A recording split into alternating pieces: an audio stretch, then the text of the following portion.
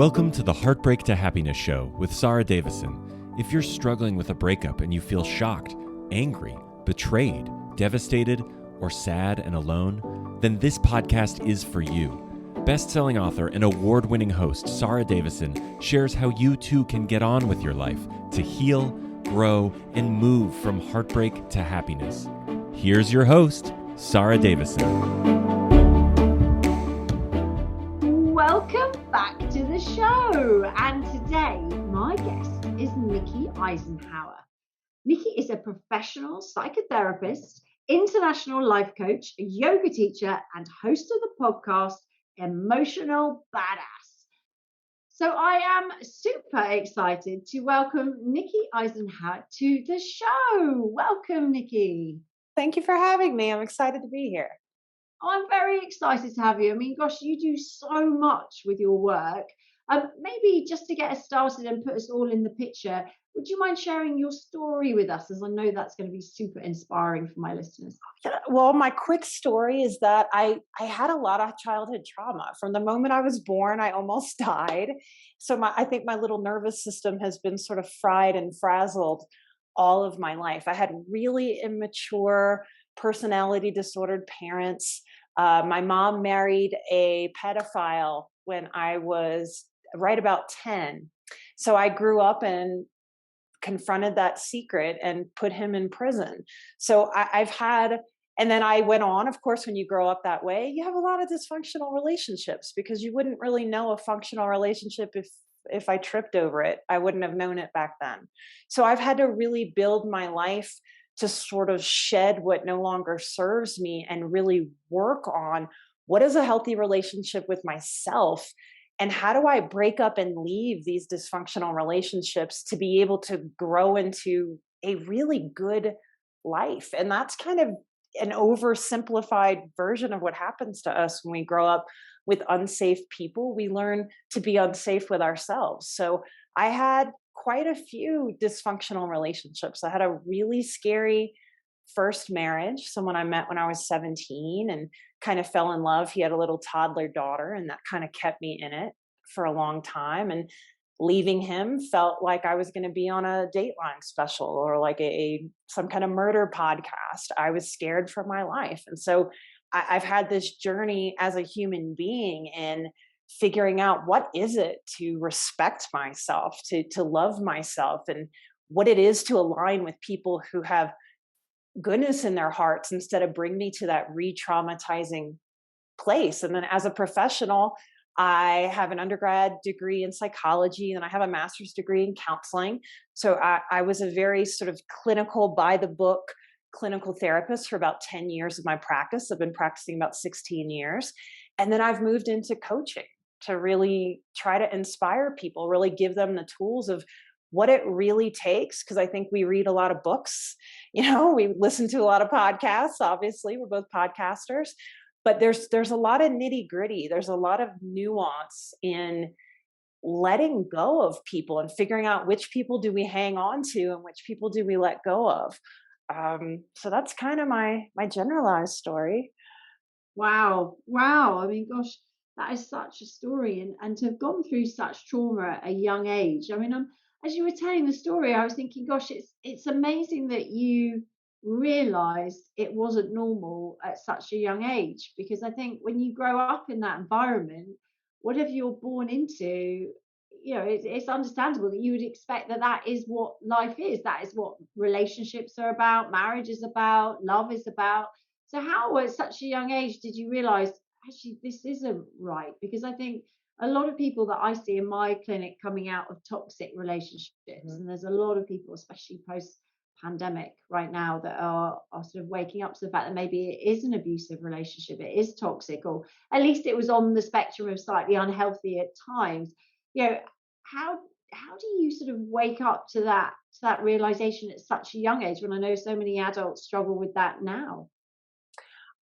I think it's a spiritual answer, actually. I think from a small child, I was observing. Instead of just being in it, I think it was a natural gift. Some people might say angels, some people might use the word God, the energy of the universe, whatever the higher power is. I do think something was taking care of me. I think I was born with an innate wisdom, as a lot of us are.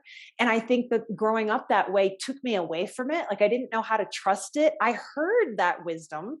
I felt and had the sense of something's not right here. When I would visit other people's homes, it felt different. And I couldn't quite put my finger on it, but I grew up having the sense of something's not right. And I want something better and different. I didn't know how to do it.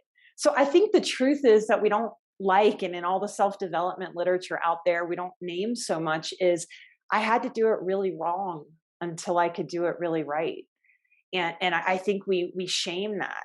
You know, I think we want to be able to do it perfectly or ideally. And no matter what you learn when you grow up in those dynamics, we learn by going through it and we recreate it. So I think by having some of those first highly emotional, like first love in high school, and then he cheated with my good friend, and I lost my mind. It's not something that today, as a therapist, as a coach, I'm proud of looking back, but I sure know I had to go through that kind of getting it wrong, of just crying and screaming and feeling crazy, and like all of us do when we feel that badly. I thought about killing myself. I mean, who can get all the way through this life with all its challenges and not have those thoughts sometimes? And I think it was a spiritual connection that I didn't even understand back then that kept me tethered to life, kept me tethered to keep going forward. And so by getting it wrong, it gave me the lessons that I needed to go, wait a minute, I need to do this next one differently. And so I did it better. That's why I've been divorced twice. You know, the first time I would say was a real sociopath relationship. And I didn't understand it. And I gave my power away. And I thought the nice thing to do and the right thing to do was to be polite and kind. As a Southern woman, I'm from Louisiana in the States. And you get a lot of messaging about just kind of go along and don't be opinionated and don't show your anger. And so I tried to be the good girl, as that kind of Catholic upbringing gave me too. And, and I had to really buck a lot of those teachings and get to a place of, I don't want to live like that. That's not working for me. That's not my truth. That's not an authentic experience for me. And I was heartbroken. A divorce is like a death, even when it's so wrong, you can't find any more rightness to it. It still feels like a death. It's still Yeah. a chasm of hurt and pain. No one gets married expecting to one day dissolve that marriage. So it made me face a lot. It made me face a lot that none of that pain and struggle and heartache could kill me if I just kept going. So I got stronger as I made the mistakes and lived through the mistakes. And today I'm in my third marriage to a lovely, lovely man who is a lovely fit for me, who actually is a compliment to my personality and doesn't put me down, doesn't try to use me as a doormat, doesn't shame me or gaslight me or play with my head. And if those are all the experiences that you've had, like I had as a kid, it's really hard to believe that there are good people out there that you can have a sane, grounded, reasonable relationship with. And I think that was a big influence of why I wanted to have a podcast too, because I don't think we get enough experiences with people who actually get to a place of having a solid, grown up, mature adult relationship. And I wanted to be able to be an example of that, that you could go from total chaos to actually really figuring it out. Wow. I mean, I think you're so right. And I love your advice about learning the lessons, because I often say that, you know, unless we do consciously learn the lessons, then and bank them, you know, life has a funny way of keep on repeating the same lessons over and over again. So you sit up and go, okay, I got it now. I got it. I'm not going to do that again, or I'm going to do it differently, or I see it now. And I think it's really, really important to be able to do that. And I think it's incredible that you were doing that and learning and then changing what you were looking for. So for people listening who are thinking, well, yeah, I kind of see where I'm kind of going wrong. Yeah, how do you start to have that belief that you can turn it around? Because you said there that you believed you could turn it around. I think for a lot of people, you're in it, you've been through it. There's that trauma from everything that you've mentioned there, not just your relationships and the divorce, but also the childhood trauma. Quite often I hear people say, well, I've been through this and it defines me. And I'm a big believer that it's what you do about it that makes you the person you are, not what happens to you that Yes. defines you. So how did you, and what would your advice be for people listening to sort of start that shift? If people are like, I'm ready to change, but where do I start? I think there's a few things that I didn't really understand I was doing at the time, but when I look back, I can see how the dominoes were lining up for me and what I was putting together. I think we have to embrace that we are not the victim of our circumstances. I am frankly disgusted with how popular victim mentality is, or the belief that this is just who I am. No, it's not. If you're not happy with yourself and satisfied, if you don't feel proud and worthwhile, that's shit you're going through. That's not who you are. You are not defined by that. And defining yourself by that will just make the road harder. So I disallowed myself to be defined by those things. And I think people feel that, even when that's hard to name or put your finger on, they feel that when they listen to me, when they spend time with me, that these are things that I went through. My resiliency and my strength is what defines me. My sense of humor, my zest for life, my refusal to lay down and give up is what defines me, not the hard stuff that I went through. So I think there's part that. There's also a huge bit of wisdom that we have within us that we don't know how to tap into when we grow up with dysfunctional parents, because the experience of dysfunctional parenting robs us of our self-trust. Good, solid, mature parenting better knows how to guide their child into trusting their inner self. So when we grow up in super dysfunction, we are so disconnected from the sense of self that we give our power away. Oh, do you know what's best for me? Do you know what's best for me? The real deep down truth that I had to admit to myself, and then I had to forgive myself, that's the hard part, was that I knew in my gut every single time. I didn't know how to listen to my gut. I didn't know how to interpret what it was telling me. But if I was really honest with myself looking back, I knew not to marry those men, but I felt like it was a momentum that I couldn't change. And that's wrong. We always have the right to change our mind. We always, always, always need to give ourselves permission to change course and to pivot. And I wouldn't allow myself to do that out of a sense of people pleasing. So we have to learn how to stop pleasing other people and give ourselves permission to please and take care of ourselves. Learning about my intuition was the absolute game changer of my life. And I'm a clinical therapist. That sounded woo-woo and crazy to me, ridiculous. I grew up Catholic. That sounded like letting the devil in. You're not supposed to do that. And I had to shed all of that false belief that had been shoved down my throat and programmed into me to go, no, no, no. The truth is, when we shut up the monkey minds and stop listening to it, and we actually listen to our gut knows. And if you're listening to me right now, your gut knows. Because if you're listening to our podcast, you know there's something you got to change, you got to get out of. And what most of us do without realizing it is we feel the intuition. And the intuition is very clear. It goes, oh, hell no. No, this is not right for you. But we don't like that because that's going to make ourselves and everybody around us uncomfortable. And so we leave our gut intuition and we go right up to the head and we start swarming around in the chatter. But it's okay. He didn't really mean it. And everybody has hard times and you're just super emotional and you don't really know what a good family is or a good relationship because you grew up with craziness. So you can't possibly know. So he knows better than you. And we talk ourselves out of what our gut knows. And the moment that I stopped doing that and I started radically not just listening to my gut, but becoming actionable out of what my gut was telling me, my entire life changed. Because at that moment, I no longer put up with bullshit. I no longer manipulated myself. And most of us who have been wounded and betrayed by other people, we walk around going, I hope someone else doesn't betray me and hurt me. And the real deep down nitty gritty truth is, I hurt myself a lot. I disrespected myself a lot. I threw my own intuition and wisdom away a lot just because it might make other people uncomfortable.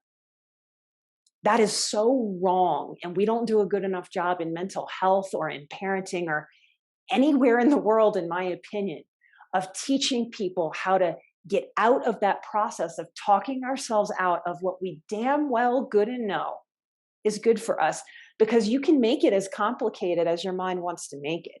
And at the end of the day, it's as simple as, this feels terrible to me more often than it feels good. Yeah. And the truth, you don't have to process it beyond that. And yet, how many people out there will spend 5 years talking about it with a therapist instead of getting real with themselves and saying, stop the chatter, because it's just an avoidance process. It's a dodge. It's scary, right? It's scary. It's a scary thing to do, to step outside of that, because quite often, I'm sure you hear this from your clients as well, that they find that selfish. You know, they find it selfish to put themselves first, and it's something. No, it's selfish to be the martyr. It's selfish to have a miserable life and to be a martyr and to not take care of yourself, because then you put all of your stuff on everybody else because you're not taking care of yourself. One of my sayings is, if I can't be ish about myself, we have a problem with the word selfish, right? If I can't be ish about myself, who the hell else is supposed to be ish about me? It is our job to take care of ourselves. So be selfish in a healthy way. Don't stomp on people. Don't walk on people. Don't throw crap at people. But it is absolutely healthy to be selfish in a very reasonable and balanced way.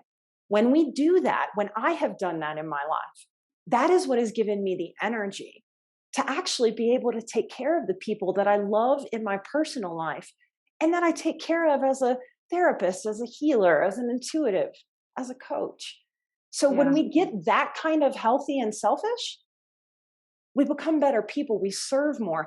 And that thing that you said about, oh, but it's scary. It's scary. Yes, but that's a flip-flop and that's a falsehood, because what's really scary is giving up your life to dysfunction, to sadness, to heartache, to letting someone physically or emotionally beat the crap out of you. That's what should be more frightening than making a change. Absolutely. Absolutely. I love it.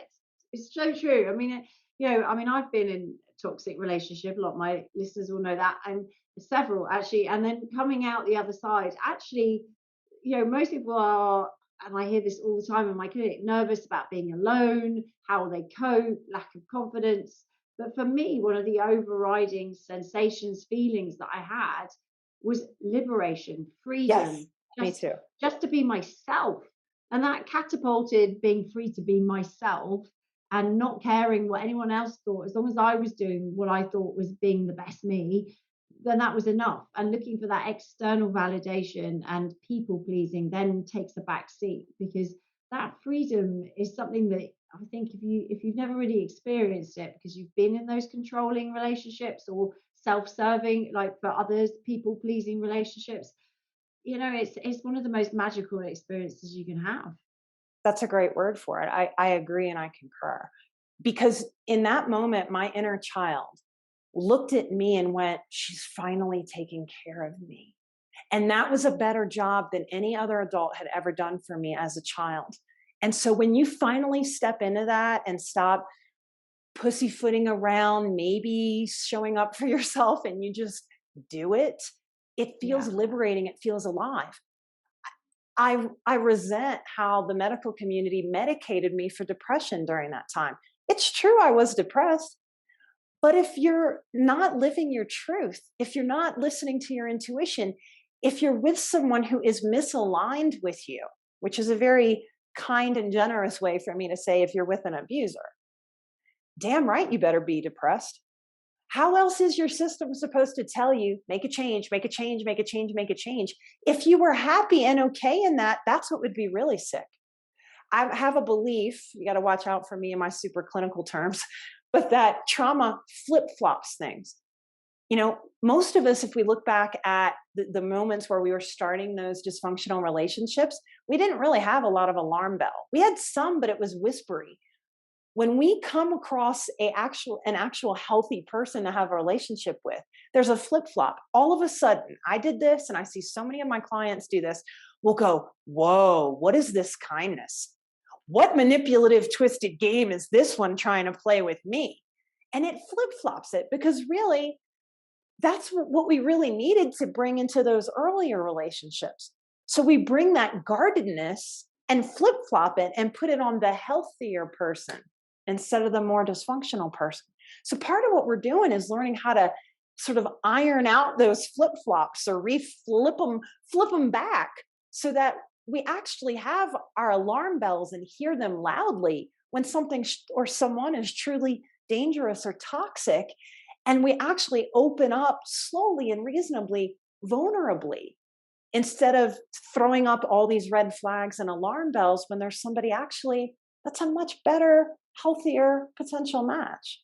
Yeah, you're so right. And I think a lot of the time, we put our own fears into situations, as you said, but it's about learning to spot the signs. It's not necessarily learning about trusting somebody else, giving your trust to Yep. someone. It's about learning to trust yourself to make the better decisions about who is the better partner for you.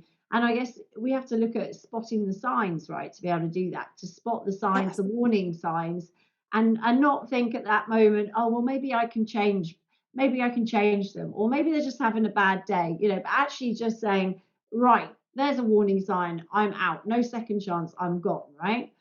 Yeah. There's also letting go of this sort of romanticized way of falling in love with potential, and actually letting yourself see what is actually really there.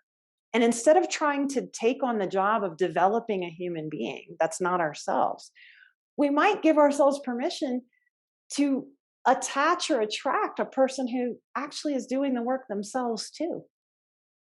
Yeah, yeah, such good advice. I mean, I think you're spot on. I love this. I love this, and the fact that you've been through it, shines through, because you can see that if anyone's watching on YouTube, that Nikki's glowing, and she's obviously moved through her trauma and come out the other side, which is really inspiring. Because I think, given the extent of the trauma that you've been through and the abusive relationships from, even as a 10-year-old, all the way through to marriage and being with someone with sociopathic behaviors as well. I mean, some people would say, well, you're stuck with that for life, right? So the fact that you've moved through it, what are your top tips for dealing with that trauma? Because, sometimes it can be triggered when you're least expecting it sometimes. So how do you manage that on a day-to-day basis and dial that right down? I have a strong relationship with not just the idea of an inner child, but an inner adolescent, the inner younger woman through my 20s and 30s. So when I'm moving through my life, if I get triggered in terms of my nervous system getting activated, I know to slow down with myself. That is the worst energy, the worst place that we could ever make life decisions for ourselves. So if we feel activated, we have to slow down, and we have to stop resenting the fact that we need to slow down. So I talk a lot about radical acceptance. I never wanted to be someone who had to pay attention to myself so much. That's the truth. I was never someone who wanted to pay for so much therapeutic help. I had to accept that and stop resenting it and work with it. So we have to really have the relationship with ourselves that is self-respecting, to start to partner with people that can be more self-respecting. Part of that self-respect process, that self-love and self-care, yes, some of it is bubble baths and taking walks, but the real deep down truth is getting real with yourself and reparenting yourself, not just when things are going well, but when you feel that inner adolescent that's just like, rebel, light it on fire, and being able to tap into what I call my wise woman, or if you're a man, your wise man, and tap in and go, what do you want from me? Because my wise woman, like a good, strong parent, will come in and knows that if a toddler is having a temper tantrum and a bad day, that wise adult parent doesn't come in and go, my God, that kid must be a little shit. What a little future narcissist. What a difficult person. What's wrong with you? That good parent knows, oh, this kid just needs a good night's sleep. This kid needs a nap. Let me hug this kid and pat their back and not take it personally. We have to learn how to do that for ourselves. And so that looked like me being able to slow down, because you can't pay attention to yourself when your thoughts are kicked off a million miles an hour by an activated nervous system. And I've never really been able to slow down. I'm slower now and it comes faster than ever before, but it's never as quick or as slowing down. Like, it never happens as quickly as we want. So we're learning to make peace and to have patience with ourselves, because all of us universally, if we had unsafe parenting, they didn't know how to be patient. They were impatient. Yeah. That's almost a universal truth growing up in dysfunction. So we don't know how to be patient with ourselves. And that patience starts to evolve into self-compassion and kindness. We need to take care of ourselves, and we have to be able to slow down so that we can call in, what does the wisest part of me want for myself? And she'll tell me, take a deep breath. Don't make a decision out of this energy.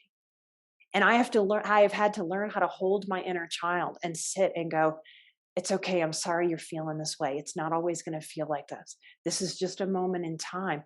And actually soothe myself. If your nervous system is activated, we have to soothe. And we have to be real with ourselves. If we don't know what the hell that is, we have to draw people in to teach us what that is, how to do that. And from that place, we never deny who we are again. Or if we do, we let go of the self-shaming. My second divorce was really hard on me because I thought, I'm doing this a second time. And that critical voice came in to go, what a fraud. You've been working with people for years. You should have known better. Now you're the person who's divorced twice. So we have to let go of all the external identities of, I'm going to be the person that people go, 2 divorces and she helps people. Who does she think she is? And I had to let go of all that judgment that would come from the outside world legitimately, and the judgment that would come from me. And I had to nurture myself through it and love myself through it, despite all the thoughts and all the craziness in the world, and be able to do that to get to the place of being ready. When I repaired that relationship with myself, that's when the universe looks down and goes, all right, we'll stop giving you the duds. You learned the lesson, and finally aligned me with someone that was a good match for me. Wow, I mean, that's such good advice. I mean, slowing down, I think, is really good. And then just actually just being kind to yourself, as you Yeah. say. And I think all that experience you've been through, your adversity makes you stronger. It gives you learning opportunities. It gives you great wisdom, which you clearly have. And I know that a lot of your story will be resonating with so many people listening right now. So if people want to find out more about you, Nikki, where can they go to find out more about your coaching, the work that you do? The easiest way to find me is emotionalbadass.com. That's my podcast. And that's where you can connect to me in all the ways. I have another website that is my name. My last name is hard to spell, so that's harder to find. But you can find me everywhere at emotionalbadass.com. I have a Patreon where we have exclusive episodes. You can find me at patreon.com/emotionalbadass. I offer lots of different things. I teach a boundaries course live for about almost 6 weeks in every October. So I have that coming up, and I teach it the same way I'm talking.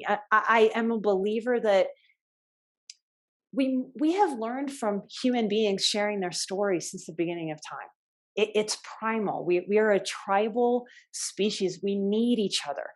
All of us that have been hurt through betrayal relationships, we were hurt because of other humans in the tribe, and we heal with other humans of the tribe.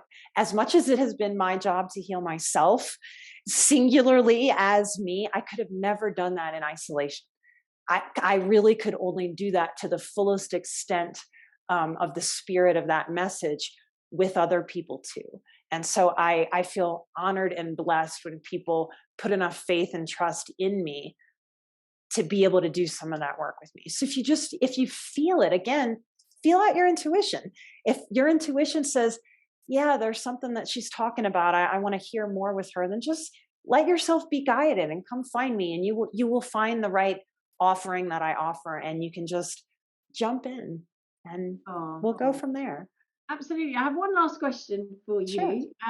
My podcast is called Heartbreak to Happiness, and I think it's super important to know what happiness is for you, so that if you do have a tough day or a tough few Mhm. weeks, you can tap into it. So, what is happiness for you, Nikki? Nature.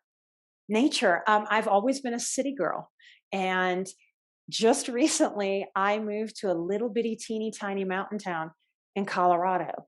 And birds, trees, being able to walk, being able to put my feet in the earth, petting my giant standard poodle and having hugs, slowing down, even making myself like a sparkling water with some fresh squeezed citrus. It's celebrating each moment. I think in this sort of commercialized, stuff based society that we live in, we want the external things. And sure, those are great. I love those too. But my happiness can be gathered in every single moment. The smile of someone's random baby that I see, a little interaction, seeing a woman looking strong and powerful in a beautiful dress and going out of my way to say, "You look amazing today." And just No. connecting with that. Oh, it'll make me tear up. There's so much more beauty in this world than pain. And if you just give yourself permission to put that lens on, when we've had that depressive shit lens, we have to take that happiness lens. And if we just put it on enough, it'll start to become our default. So, in that way, happiness is now my default. No matter what's going on in the world, or even when there's hard things in my life, I trust that those hard things are going to show me something, are going to teach me something, are going to give me something. And that, even in the most screwed up, darkest of times, actually gives me a little bit of happiness, a little bit of uplift, some light. And I think that is, in a sense, a secret of life. Oh, well, I mean, you've definitely shown your happiness here today and made lots of us happy listening to you. Thank you so much for sharing. I think, especially what you said about there being much more beauty in the world than pain, that really resonates with me. So thank you so much, Nikki, for being a fabulous guest. Thank you for having me on and letting me share. I appreciate it so much. And thank you for doing what you do in the world. Thanks, Nikki. That's it for today's episode. Be sure to head on over to emotionalbadass.com to find out more about Nikki's work and all the different products she offers. And I look forward to you joining me on my next episode.